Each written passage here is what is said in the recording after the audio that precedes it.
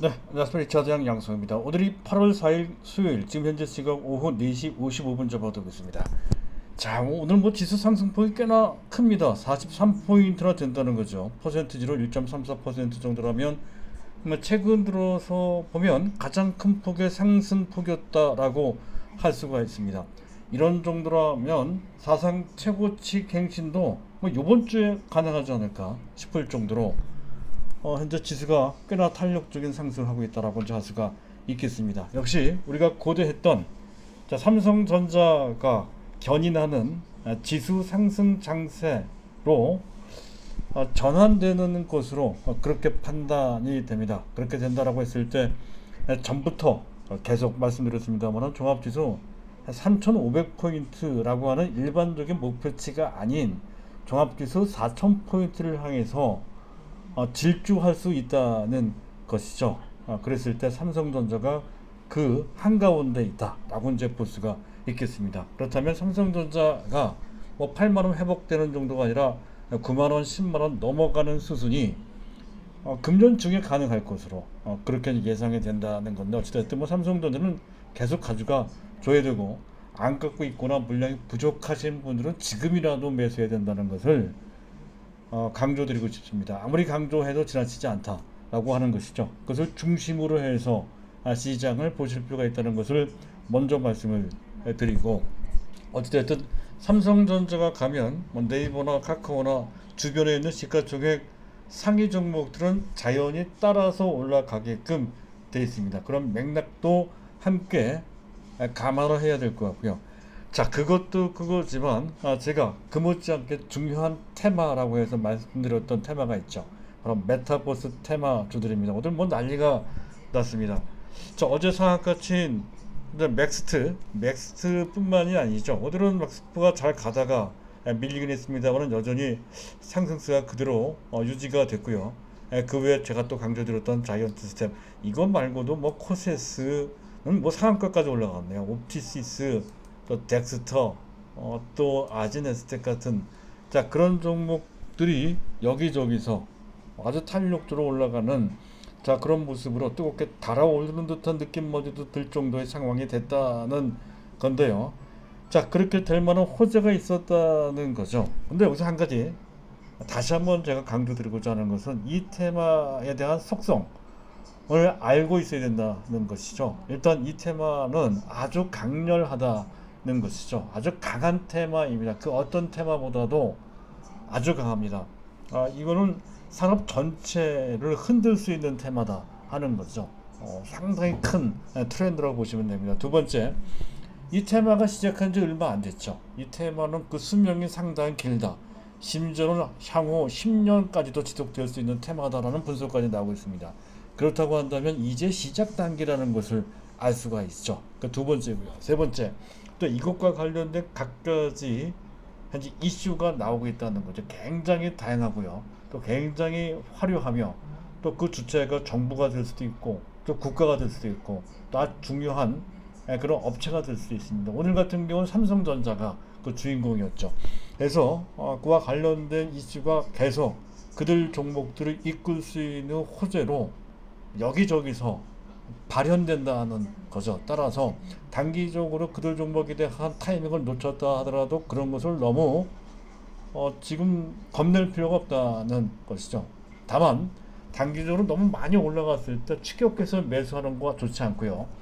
또 많이 떨어졌을 때 상황이 나쁘다고 해서 추격해서 매도하는 것 또한 좋지 않습니다. 그런 경우에는 잘 모르겠으면 뚝심 갖고서 어느 정도 밀어붙일 수 있는 그러한 힘을 갖고서, 뚝심을 갖고서 그들 종목을 봐야 되겠다 하는 점을 덧붙여 말씀을 드리면서, 오늘 제가 준비한 내용을 말씀드릴 겁니다. 일단 외국인들이 돌아오고 있죠. 그들의 매수세, 그들의 순매수세가 보통이 아닙니다. 상당히 강하게 매수하고 있죠. 외국인들이 컴백하고 있다 하는 것에 대한 전반적인 윤곽을 잡아볼 필요가 있다 하는 거고요. 두 번째, 그와 관련된 삼성전자 얘기입니다. 2021년도 뿐만 아니라 내년도 삼성전자의 실적이 어떻게 될 것이며, 그에 들어서 적정한 주가가 어느 정도 되는지, 전체적으로 봤을 때 우리가 삼성전자의 내년도 주가를 어느 정도 기대할 수 있는지 이것도 우리가 어느 정도는 가늠을 좀 해볼 필요가 좀 있겠죠. 그리고 마지막으로 자, 메타버스 이슈인데요. 사실 이게 가장 뜨거운 어떤 이슈가 될 수도 있겠습니다. 삼성전자가 메타버스 얼라이언스에 참여한다는 소식 때문에 오늘 메타버스 관련주들이 이렇게 급등을 했다는 건데, 이것 말고도 NH증권 리포트가 좀 있었거든요.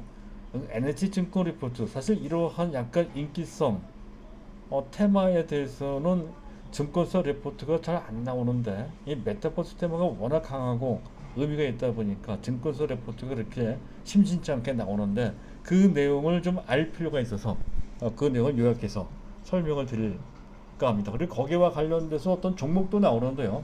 너무 그 종목에 현재 그 초점을 맞출 필요까지는 없습니다. 우리가 알고 있고 이미 하고 있는 종목 위주로 보는 것이 좋고, 그 참고 종목 정도로 보시면 될 것 같습니다. 자, 일단 오늘도 시장 상황에 맞춰서 자, 이슈부터 볼까 했는데요. 뭐 특별히 중요한 이슈가 없어서 시장을 점검하는 것을 먼저 체크를 해 나가면서 곧바로 주 주제로 넘어가도록 하겠습니다. 일단 차트는 종합지수 차트를 올려놓고요. 자, 그리고 일단 시장을 점검해 보도록 하겠습니다. 미국의 국채 10년물 금리가 1.1820%로서 전반적으로 계속 하향 안정성을 보이겠다 하는 건데, 일단 안전자산에서 위험자산으로 쏠리는 경향이라기보다는 금융시장이 안정화되고 있는 것으로 보는 게 타당할 것 같습니다. 자, 달러 인덱스는 여전히 92.0 약간 높은데요. 원달러 환율은 오늘 제법 많이 내려왔죠. 1143원, 아직은 부족합니다. 하지만 현재 외국인들의 매수세 등 전반적인 상으로 봤을 때 자, 원달러 환율은 1100원 아래로 추세적으로 하향 내림세를 보일 가능성이 크다는 건데, 이것은 우리 증시에도 특히 외국인들의 매수세를 설명하는 중요한 지표로서 작용할 것 같습니다. 그래서 이 부분도 일단 긍정적이다 라고 이제 할 수 있는 것이고요. 자, 오늘 주변 증시를 잠깐 보도록 하죠. 우리 종합지수가 미국 현재 가까운 일본 증시나 나스닥 선물이나 또는 중국 증시에 비해서도 상대적으로 상당히 탄력적으로 올라갔음을 알 수가 있습니다. 그만큼 삼성전자의 영향력이 컸다라고 할 수 있는 그런 대목입니다. 즉, 삼성전자가 아니었으면 지수가 이렇게 탄력적으로 올라가지 못했을 것인데, 그 삼성전자가 올라갈 수 있는 환경이 조성됨에 따라서 다른 증시와 달리 우리 증시가 보다 탄력적으로 올라가는 그러한 분위기가 됐다는 거죠. 그거를 이해를 해야 될 것 같습니다. 먼저 말이죠. 자, 그리고 자, 일단 수급을 보도록 하겠습니다. 오늘 수급을 보려면 자막을 지워놓고 일단 테이블만 놓고 보도록 하겠습니다.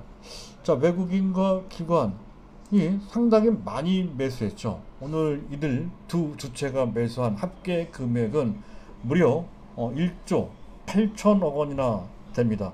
기관 중에서 금융투자가 적극적으로 매수했어요. 보편적으로 단기적으로 지수 상황이 괜찮다는 거죠. 이런 정도로 외국인 기관이 근 2조 원 가깝게 대규모로 순매수한 것은 몇 개월 만에 처음 나타나는 현상 같습니다. 그만큼 현재 상황이 특히 수급상 매우 특별한 상황임을 설명한다라고 이제 할 수가 있겠습니다. 특히 외국인들은 현재 코스피만 순매수한 게 아니고요, 코스닥 및 선물까지도 순매수하는 삼각 순매수를 했다 하는 것도 일단 중요하다라고 할 수가 있겠고요. 자, 그리고 프로그램 매수가 차익 및 비차익 다 들어왔다는 것도 이것도 상당히 의미가 있다는 건데, 그것을 설명드리기 위해서는 일단 베이시스를 말씀을 드려야 되는데, 자, 베이시스가 플러스로 반전됐죠. 장중에는 플러스 0.5 이상으로 올라가기도 했었습니다. 이제서야 비로소 정상적인 강세장이 됐다는 것을 의미한다는 거고요. 즉, 외국인들이 컴백하고 거기에 국내 기관들이 호응을 함에 따라서 정상적으로 지수가 올라가는 장세로 지금 전환이 됐다는 뜻이 되겠습니다. 이렇게 된다면 실질적인 효과로서 프로그램 매수가 들어온다는 건데, 베이시스가 플러스 쪽으로 더 벌어지게 되는 경우, 확대되는 경우에는 비차익뿐만 아니라 선물과 연결되는 차익 프로그램 매수까지도 함께 들어온다는 건데, 오늘 그 모습의 일부분이 보여줬습니다. 전체 프로그램 매수는 6천억 원 정도 들어왔고요. 비차익이 5천억, 그리고 차익 거래가 한 900억 정도 들어왔다는 건데, 베이시스가 좋으면 아마 차익 쪽으로 특히 금융투자가 적극적으로 매수할 소지가 상당히 높다는 것이죠. 그렇게 된다면 지수가 이런 정도가 아닌 더 가파르게 올라갈 수 있는 힘이 나올 수도 있습니다. 물론 아직까지는 미국 증시 등등의 여건이 만만치 않은 구석도 있기 때문에 장담할 수는 없습니다. 하지만 그 가능성이 그 어느 때보다 높다는 관점에서 주식 투자하는 입장에서 봤을 때 그 점을 그렇게 부정적으로 보수적으로 볼 필요까지는 없다는 것이죠. 일단 긍정적인 쪽에 초점 맞춰놓고 시장을 볼 필요가 있다는 점을 현재 말씀드리고 싶고요. 자, 그리고 본 주제로 넘어가서 말씀을 드릴까 합니다. 일단 삼성전자가 가장 중요한데요. 그 전에 자, 외국인들이 컴백하는지 이것도 한번 살펴봐야 되겠죠. 자, 국내 증시 외국인 보유 비중이 최근 들어서 많이 줄었습니다. 한때 36%까지 갔다가 지금 33% 아래로 떨어졌다는 거죠. 최근 10몇 년 내 최저치 수준까지 내려가 있습니다. 평균 33%인데 그 이하로 하회됐다는 건데, 이게 말이 안 되는 게, 보편적으로 자, 외국인들의 현재 보유 비중이 줄어드는 때는 국내 펀더멘탈 경제적인 또 주요 기업들의 실적, 이것과 관련된 상황이 안 좋았을 때 그때 나타나는 현상입니다. 거의 한 채의 예외도 없이 우리 상황이 안 좋을 때 외국인들이 매도했다는 건데, 최근 외국인들이 상당히 많이 매도를 했어도 그에 걸맞는 우리 현재 경제 상황이나 주요 기업들 실적이 나빠지면 전혀 그렇지 않았다는 거죠. 오히려 그 반대였습니다. 현재 경제 전망이 아주 나쁘지 않고, 그리고 또 실적이 상당히 좋았거든요. 그럼에도 불구하고 외국인들이 상당히 이례적으로 많이 매도를 했습니다. 그만큼 동학개미의 매수가 워낙 많았기 때문에 거기에 밀려서 매도한 것으로, 펀더멘탈 외적인 부분 때문에 매도한 것이다, 그렇게 볼 수 있는 내용이 되겠습니다. 평균적으로 그들의 매도 기간은 보편적으로 그 20년 30년 동안 길어봐야 6개월 내지 길어봐야 한 1년 정도, 그런 정도 매도했던 것에, 이번에는 그 매도 기간이 무려 거의 20개월 가깝게, 작년 1월달부터 금년 8월달까지 19개월이냐 7월달까지 19개월 내내 매도를 했다는 것도 매우 이례적이다 하는 거죠. 하지만 그 이례적인 매도세가 종결되는 것으로 볼 수 있는 어떤 모멘텀이 현재 구체적이고 뚜렷한 모멘텀이 주어진 것은 아니지만 전반적인 분위기가 그렇다는 거죠. 일단 펀더멘탈상으로 봤을 때 우리나라 특히 12개월 선행 실적 기준 시장 PER이 11.4배라고 하는데요. 제가 봤을 땐 그 정도 안 됩니다. 10.5배 정도 수준인데, 어쨌든 글로벌 평균, 또 미국에 비해, 또 과거 전례에 비해 경격히 낮은 상태입니다. 그래서 이런 정도로 하고 한다면 기본적으로 종합주식 3,500이고요. 또 어느 정도 이제 그것을 추월하는 경향이 생기거든요. 그랬을 때 종합주식 4,000이 나올 수 있다는 근거도 여기서 가능하다, 이렇게 이제 보시면 될 것 같고요. 또 가장 중요한 모멘텀은 반도체 부분이죠. 반도체 정점론이 불식 내지 완화되는 것으로, 실제로 반도체 디램 가격이 떨어질 줄 알았던 건데 7월달에 오히려 또 급등, 7.5% 이상 급등을 했다는 것도 그렇고, 향후 전망도 긍정적이죠. 바로 이런 것 때문에 또 미국의 필라델피아 반도체 지수가 사상 최고 랠리를 한단 말이죠. 어제 저녁에 미국 현재 시장에서 또 올라갔습니다. 그러니 자동적으로 삼성전자에 대한 외국인 러브콜이 유도될 수밖에 없다 하는 것을 알 수가 있고, 그것은 또 매우 추세적이죠.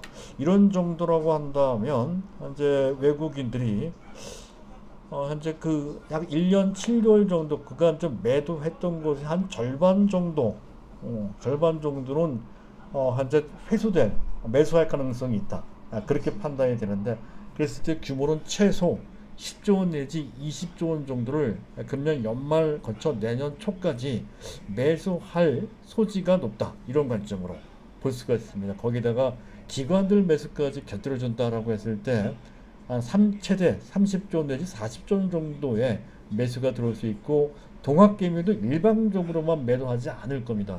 그렇다고 한다면 수급상 매우 유리한 조건이 그 어느 때보다도 형성된다. 이렇게 볼 수가 있어서 매우 긍정적이라고 할 수가 있겠습니다. 물론 이것은 어디까지나 낙관적인 그런 전망에 불과합니다. 단정적으로 그렇게 좀 볼 수는 없다는 거죠. 어느 정도 경계는 필요하지만 그런 정도의 시각을 갖고 거기에 맞춰서 현재 운용 전략을 세워놔야 된다 하는 것은 현재 필요하다라고 할 수가 있겠습니다. 자, 거기까지. 자, 그리고 두 번째 삼성전자 얘기입니다. 이거 안 할 수가 없습니다. 가장 중요한 종목은 아마 테마로 봤을 때 메타버스 테마지만 종목으로 봤을 때 장기 정석 투자로 봤을 때 삼성전자, 또 네이버, 삼성바이오로직스 그 중에서 가장 중요한 종목은 누가 뭐래도 삼성전자라고 계속 말씀을 드렸었죠. 네이버도 중요합니다. 자, 그렇긴 하지만 어쨌든 삼성전자 2022년도 목표가 2021년 금년과 내년도 목표가 금년 목표가는 대략 한 10만원 내지 11만원 정도 보시면 될 것 같고 내년은 어떻게 될 것이냐 하는 건데 일단 수급을 먼저 보도록 하죠. 최근 이틀 동안 그 삼성전자에 대하여 외국인과 기관들이 무려 특히 외국인들이 1조 넘게 이틀간 순매수한 게 합계 1조 1,500억 원 어마어마하게 매수를 했습니다. 이 부분을 한번 차트를 한번 확인해 보시도록 하시죠. 현재 보고 계신 반면에 오른쪽 상단에 있는 차트가 그래프가 삼성전자에 대한 외국인 수급을 막대 그래프로 그린 그런 그림입니다.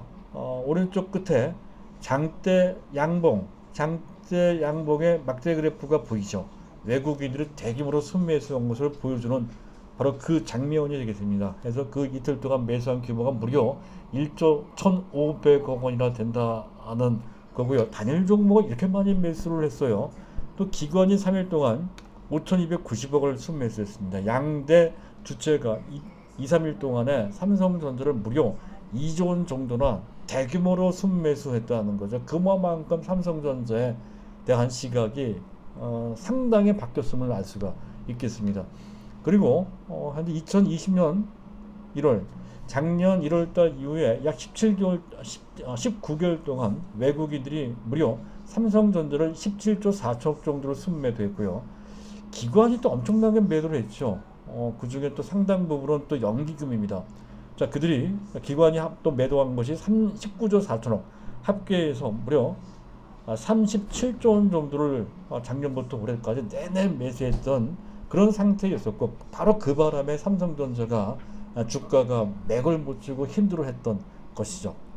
이랬을 때 그런 정도의 매도에서 최소한 3분의 1 내지 절반 정도까지는 회수된다라고 했을 때 향후 외국인들은 삼성전자에 대하여 5조 원 내지 많게는 7조 10조까지도 가능할 수도 있습니다.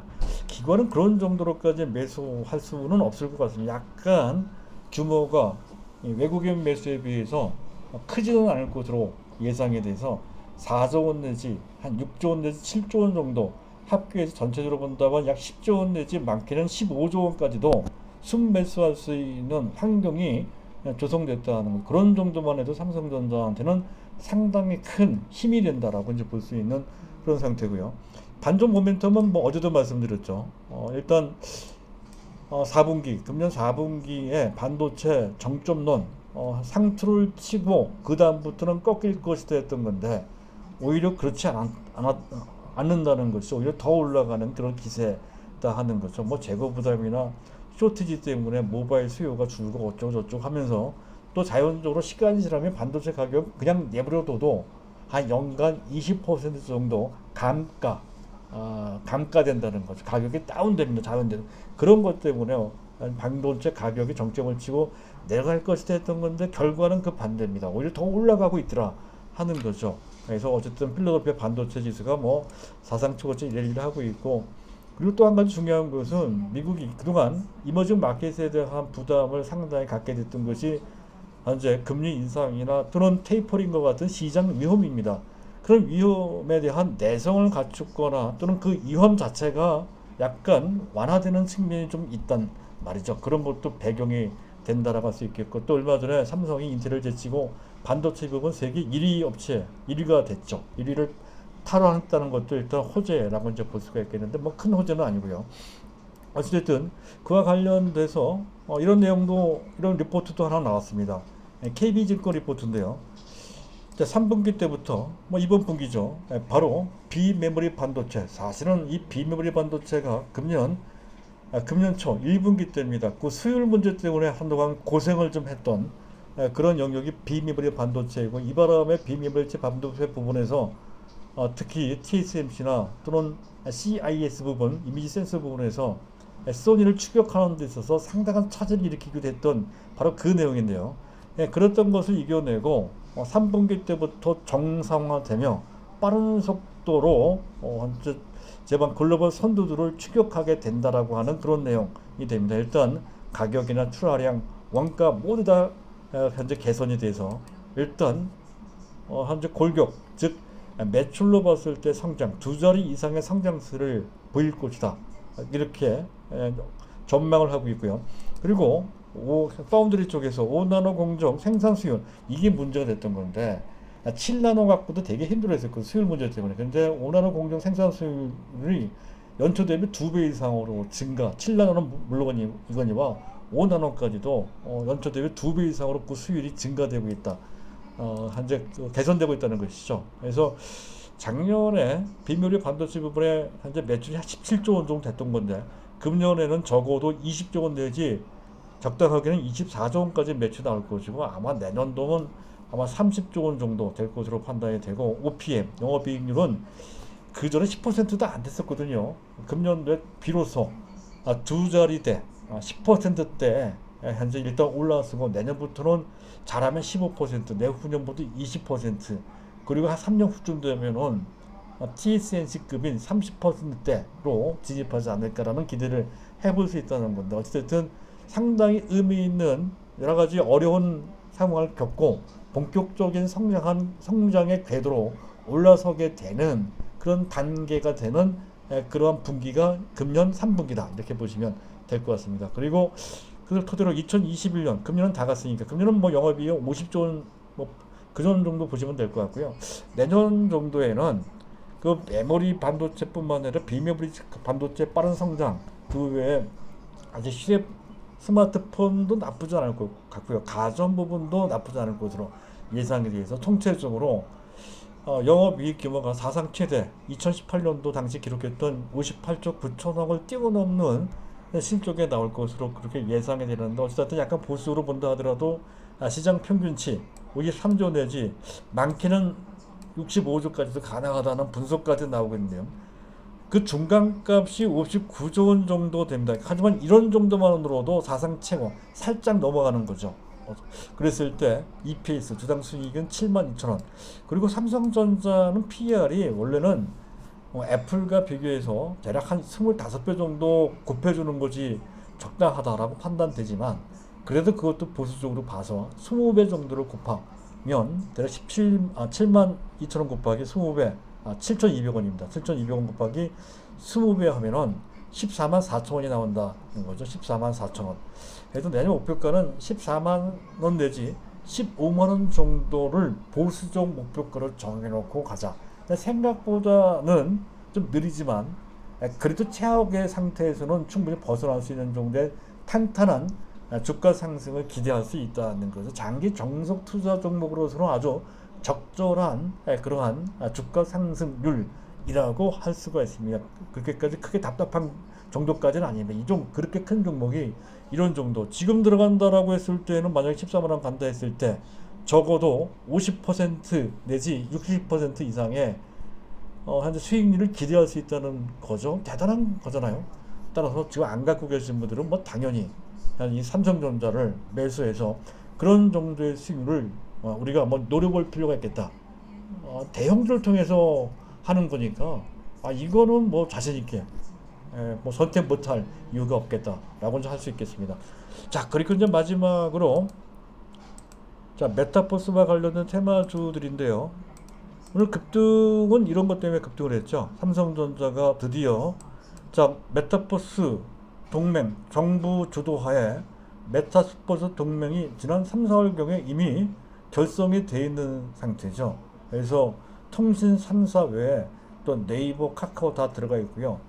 대기업 중에는 현대차가 아주 적극적입니다. LG그룹도 들어가 있는 상태이고요. 그런데 지금 삼성전자가 안 들어가 있었거든요. 근데 이번에 합류하기로 되어 있습니다. 그도 그럴 만한 것이 현재 그 삼성전자가 메타버스와 관련돼서 이미 어느 정도 발을 들여놓고 있는 상태였기도 했었거든요. 그래서 오래전부터 현재 게임 기기 중에 하나인 기어 VR 디바이스, 또 최근에 오디세이 플러스 같은 역시 VR 디바이스입니다. VR 기기, 헤드셋이죠, 헤드셋. 자, 이것을 이미 개발을 해놓고 시판한 경험을 갖고 있단 말이죠. 시장 자체가 적고 하기 때문에 삼성전자 적극적으로 나서지 않았을 뿐입니다. 근데 어차피 이 경험이 있고 하기 때문에 더욱더 그와 관련돼서 시면을 기울일 그 부분과 관련된 또 이 부분 VR 기기 디바이스는 삼성전자가 잘 할 수 있는 그 영역 중에 하나입니다. 반도체를 할 수 있고 디스플레이를 갖고 있기 때문에 그런 것이죠. 그래서 삼성전자 잘 할 수 있는 지금 현재 이쪽 부분은 제 1위 업체는 페이스북입니다. 오큘러스 퀘스트 2를 통해서 세계 시장 70%를 장악하고 있는 업체가 바로 페이스북이고 그와 관련된 종목들이 크게 부각이 됐죠. 자, 그렇다고 했을 때 그전에 제가 한 종목 제가 말씀드린 적이 있었던 것으로 기억이 납니다. 삼성전자 VR 기기에 현재 기어 부분 부품을 납품하는 업체로서 에스코넷이라고 하는 종목이 있었다라고 했죠. 서둘러서 매수할 필요는 없지만 삼성전자와 관련돼서 뭔가 변화가 생기면 일정 매수해 둘 필요가 있다 했던 건데 오늘 가다가 밀렸습니다만은 아는 그 재료 때문에 올라간 것이 아니라 그 전부터 이 종목이 메타버스 관련주다라고 편료되어 있었기 때문에 그냥 덩달아 올라갔다가 별거 아니다 싶어서 내려간 정도인 것 같은데 사실상 삼성전자와 직결되는 사업 내용을 갖고 있단 말이에요. 그렇다고 한다면 일부분 담아둘 필요가 있다 하는 관점으로 아직은 적극적으로 매수할 단계는 아니지만 노려볼 필요가 있는 관련 종목이다. 현재 삼성전자의 현재 VR 기기, VR 헤드셋 부분에 들어가는 기어 부품을 납품하는 것과 관련돼서 부각될 소지가 있다 하는 점에서 전부터 말씀드렸던 건데 지금부터 관심을 가질 일부 담아둘 필요가 있다 하는 거고요. 자, 그리고 또 증권사 리포트가 있었죠. NH투자증권 리포트가 또 한몫했던 것으로 보는데 그 리포트 내용을 잠깐만 요약해서 들여다보도록 하겠습니다. 자, 특별히 NH증권의 이 연구원은 XR 혼합현실 주로 이제 VR 기기라고 보시면 되겠습니다. VR에서 지금 현재 현실 세계에서 헤드셋을 통해서 가상 세계에서 어떤 게임을 즐긴다 이런 정도의 개념 정도로 이쪽 시장에 일단 고성장을 할 수 있다라고 전망하고 있다는 건데 그쪽 부분 CAGR 연간 시장 성장률 시장 자체의 성장률이 100% 이상 될 것이다. 2배 이상씩 매년 성장을 한다는 거죠. 초고속 성장이라고 할 수가 있겠습니다. 그리고 현재 페이스북이 그 시장을 선도하고 있습니다만은 조만간에 애플도 또 마이크로소프트도 진입을 한다는 거죠. 그렇다면 삼성전자가 가만히 있을 수가 없다는 건데요. 여기서 이 리포트가 얘기하는 주로 하드웨어적인 핵심 기술 몇 가지를 제시를 한 그런 내용이 있습니다. 일단 동작, 어떤 사용자의 동작이거나 또는 그 시선 또는 그 표정을 트래킹, 추적할 수 있는 기술이 중요하다라고 해서 몇 가지 기술과 그와 관련된 정보를 제시를 하고 있는데요. 일단 3D 센싱, 즉 3차원으로 전체 이미징을 인식할 수 있는, 센싱할 수 있는 기술. 이건 현재 관련된 종목을 보면 CIS, CMOS 이미지 센서. 이건 자체가 삼성전자가 하고 있죠.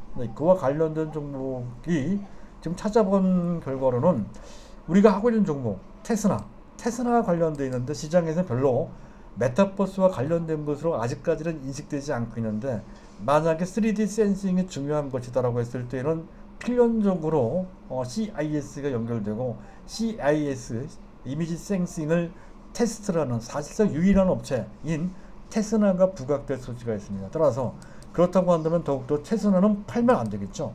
팔면 안 되겠습니다. 또 갖고 있어야 되고요. 상황에 따라 매수할 수도 있겠다 싶은데 지금 위치적으로는 썩 좋지가 않습니다. 높다는 것이죠. 약간 기다려볼 필요가 있겠다는 건데 어쨌든 갖고 계신 분들은 무조건 갖고 있어야 되겠죠. 일단 그렇고요. 자, 카메라 모듈을 또 강조를 했습니다. 이 현재 그 NH증권에서는요. 그래서 아무래도 사용자의 동작을 인식하기 위해서는 그 센싱 기술과 더불어서 카메라 모듈 기술이, 카메라 기술이 있어야 된다는 것 때문에 이 업체, 즉 현재 그 NH증권에서 그와 관련된 종목을 추천한 거론한 종목은 약간은 싱거운데요. LG 이노텍을 언급을 했고요. LG 이노텍, 그리고 또 더구전자 또 더구전자도 있고요. 뉴플렉스라는 종목도 있습니다. 뉴플렉스 이런 종목이 있는데 그렇게까지 매력적이다라고 판단되지는 않습니다. 그냥 참고 정도 할 그럴 정도의 내용이라고 보시면 될 것 같습니다. 그리고 또 한 가지 기술을 제시하는데요. 시각을 트래킹, 그것을 감지하거나 분석하거나 그 추적하는 기술, 그 기술을 갖고 있는 그 기술이 중요하다라고 언급했는데 관련된 업체는 소개를 안 했습니다. 근데 제가 말씀드릴게요. 한 종목은 맥스트고요. 맥스트, 우리 종목이죠. 맥스트. 오늘 어제 상한가, 오늘은 가다가 밀렸습니다. 이 종목이 시선 추격 기술을 갖고 있고 또 이지미디어도 말씀드렸죠. 맥스트와 약간 유사한 어느 정도 연관이 되어 있는 비전 트래킹 기술을 갖고 있던 말이죠. 그래서 이지미디어 부분적으로 담아둘 필요가 있다는 거죠. 잠깐 차트를 한번 보도록 하겠습니다. 이지미디어 아직은 움직이지 않고 있는데 위치가 나쁘지가 않죠. 이런 종목들은 한번 올라가면 또 무섭게 올라갈 수도 있는 매우 끼가 있는 종목이라 할 수가 있겠습니다. 일단 그런 쪽에 어느 정도 현재 관심을 두고 약간씩 비중을 담아둘 필요가 있다 하는 것을 먼저 말씀을 드릴까 합니다. 자, 그리고 어쨌든 제가 제시해드렸던 메타포스 베스트 3는 맥스트 하나, 자이언트 스텝, 또 이지미디어 등이 있는데, 자, 그렇다고 해서 오늘 현재 이 종목 말고 사실 코세스나 이런 종목이 또는 현재 뭡니까 덱스터나 옵티시스 같은 종목이 더 탄력적으로 올라갔지만 너무 그런 쪽에 휘말려서는 안 된다는 것이죠. 어차피 동일 테마 내 선도 종목들이 돌아가면서 시세를 분출하는 섹터 내 순환매가 돌고 있기 때문에 그렇습니다. 기다리면 내 순서가 온다는 얘기도 되는 것이죠. 따라서 이제 막 달아오르고 어느 정도 많이 올라간 상태에 있는 다른 종목에 눈독 들일 필요가 없다 하는 것을 말씀드리고자 하고요. 자, 후보 종목 하나 더 있는데 그전에 한번 말씀드렸던 한컴 MDS인데요. 이것도 좀 의미가 좀 있는 것 같습니다. 그리고 에스콘에서는 말씀을 드렸었죠. 그리고 주의사항이 있으면 단기 과열주가 조금 보입니다. 그래서 내일은 아침에 너무 높은 가격에 절대 쫓아가면 안 되고 어떤 특정 종목이나 또 내 종목이 아침부터 오전 중에 치솟아 올라가 거래 본출하면 주가가 많이 흔들면 한번 매도해 주는 것도 필요합니다. 상황에 따라서 주가가 안정적이고 약하게 시작한다든가 비교적 안정된 모습을 보인다고 한다면 굳이 매도할 필요가 없으나 또 한번 달아오르는 상황이 나왔을 때는 오전 중에 한번 매도를 고려할 수 있다. 상황에 따라 종목에 따라 달리 판단할 수가 있긴 있습니다. 그런데 이것을 하기가 어려우면 가다가 밀리는 한이 있다 하더라도 설사 단기적으로 매도하지 못한 것을 후회하는 그런 순간이 온다 하더라도 그런 걸 개의치 말고 꾸준하게 갖고 있는 것도 아주 좋은 방책이 된다는 거죠. 이유는 앞에서 설명드렸습니다. 이 테마는 상당히 강하고 길고 그리고 이슈가 많기 때문에 그렇습니다. 여기서 끝날 테마가 아니기 때문에 그렇다는 얘기가 되고요. 마지막으로 한컴 MDX를 잠깐 설명드리면서 마칠까 합니다. 이게 추천 종목이라기보다는 참고 종목으로 부분적으로 담아두는 것은 필요할 것 같습니다. 주업은 인베디드 토탈 솔루션 내장형 소프트웨어 쪽이다 하는 건데요. 최근에 그 자회사 한컴 인텔리전스를 통해서 메타버스 플랫폼 업체인 프론티스 지분 55%를 인수했다는 것이 메타버스로 분류되는 계기가 됐다는 건데요. 그 내용이 AR, VR 콘텐츠 및 솔루션, 특히 가상기업, 회의, 플랫폼, XR 확장, 아까 얘기했던 그거죠. 판도라라고 하는 플랫폼을 갖추게 됐다는 거죠. 그래서 전반적인 범용 부분에 메타버스 플랫폼은 아니더라도 어떤 특정 분야의 플랫폼 들어서 부각될 소지가 다분히 있고, 자체적으로도 방금 MDS는 그냥 메타버스 관련 사업을 계속 연결시키고자 상당히 심혈을 기울이고 있는 그런 상태이기도 해서 여러 가지 잠재력을 갖고 있는 한컴 MDS가 부각될 소지가 어느 정도는 있습니다. 하지만 너무 복잡하게 메타버스 관련주를 가져가는 것은 결코 바람직하지가 않습니다. 따라서 내가 컨트롤할 수 있는 그런 범위 내의 숫자, 즉 많아봐야 한 3개, 4개, 보통은 2개 내지 3개 정도로 메타버스 관련주를 압축시켜서 가져갈 필요가 있다는 것에서, 만약 그 이상의 종목이 된다면 굳이 한컨 MDS까지 편입시킬 필요까지는 없겠다 하겠습니다. 다만 참고 종목으로 이런 종목도 있다는 것 정도를 감안하면서 보시면 되겠다는 측면에서 말씀을 드리고 있습니다. 자, 오늘은 여기까지입니다. 감사합니다.